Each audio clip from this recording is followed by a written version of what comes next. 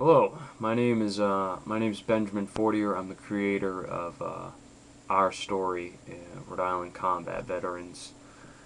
I just kind of want to give a brief lowdown of what the piece is all about and why I made it and things like that, and the process of making it. Sometime a few months ago, I came up with this idea of creating a documentary that looked at local veterans, and I didn't really know what I wanted to do at first, whether it was going to be combat vets or I knew I wanted to be Iraq and Afghanistan veterans because I myself, I'm a Marine Corps Iraqi freedom veteran, and I just kind of wanted to tell a story, more or less, and not my story specifically. I wanted to kind of parallel my story a little bit with somebody else's story. So I met this gentleman named John Powers who was in the documentary. Great guy. He's really the best asset to veterans in Rhode Island. I really believe that he has more pull at times than any other politician, VFW chairman, whatnot have you. I mean, I'm not trying to belittle anybody's position, but this guy has resources up the wazoo. And I got together with John and I said, John, I want to make a documentary. And I want it to be about veterans, and I want it to benefit Rhode Island veterans. And he's very open-minded, so he was like, yeah, sure, man, let's do it. So I figured that the best place to start would be with a school project. It was an associate final project that I kind of got the ball rolling. I got everything started at New England Tech. I got my associate's degree there. Graduated about 4 or 5 weeks ago. My associate's degree in video and audio production. And everything really started to come together. I asked John, I was like, hey, can you hook me up with somebody who I can interview with? And he was like, yeah, sure, I got this guy, Tom Chingerella, who is the main focus of the documentary. I wasn't sure, I didn't really get to meet Tom, except, a few discussions over the phone, so I wasn't sure how he was going to react on camera, because you know what, when some people, when the camera comes on, some people are like the deer in the headlights and can't think. But Tom was incredibly natural, and I tried to make it as conversational as possible. And he was just great. He was really, really great, and he told an incredible story. And I really wish that I could have included more of his story in the documentary, but due to time constraints and trying to meet a deadline for the course, I couldn't.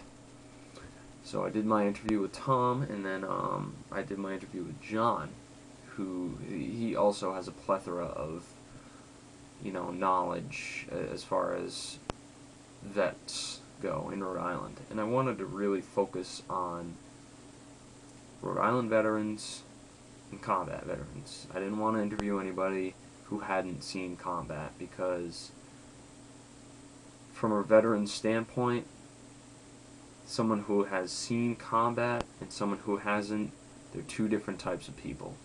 And it's just, I wanted to focus on, if somebody was in the Army, somebody who had a combat infantry badge or a combat action badge, or Navy or Marine, somebody who had a combat action ribbon. I wanted somebody who had been, in the shit, so to speak. Because not only does it make for a better story, but you know what? I know everybody's out there doing their job, But when you think of a war zone, what do you think of? Think of combat. You're not thinking of guys sitting out on the bases, hanging out and, shooting the shit and talking about nonsense and, doing their job nonetheless. That when you think of a combat zone, you think of combat. You think of IEDs and gunfights and things like that. And that was going to be my focus. And I really hit the jackpot when I talked with Tom and when I interviewed him, because he was just so... He seemingly had done and seen it all. And it just came together so beautifully. And it was great. It was really great that he took the time to do that. So as it stands right now, our story is more of a pilot and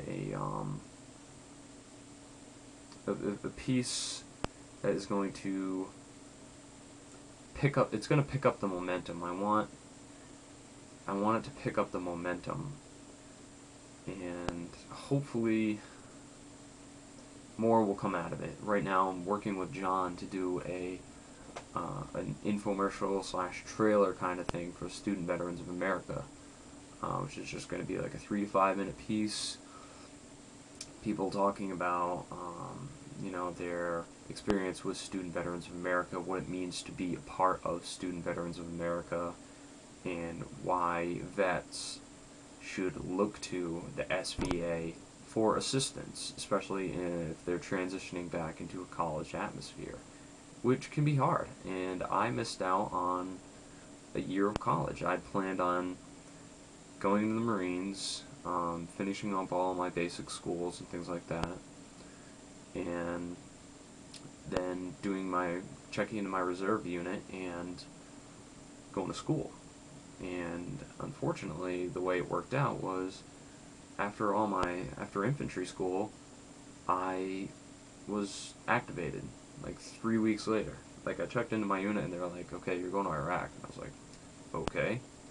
So it's tough going from a combat zone and the military, even just the military atmosphere.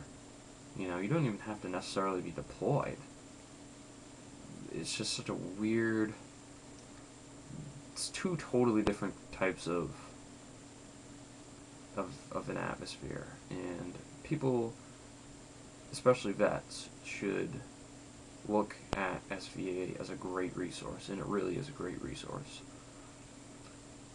So I think I've covered all the basics. If anybody has any questions, please shoot me an email, or just leave a comment. I plan on putting this up on my YouTube and my MySpace, Facebook, whatnot. And I look forward to hearing if anybody has any questions, comments, and that's it. Alright, thanks for watching.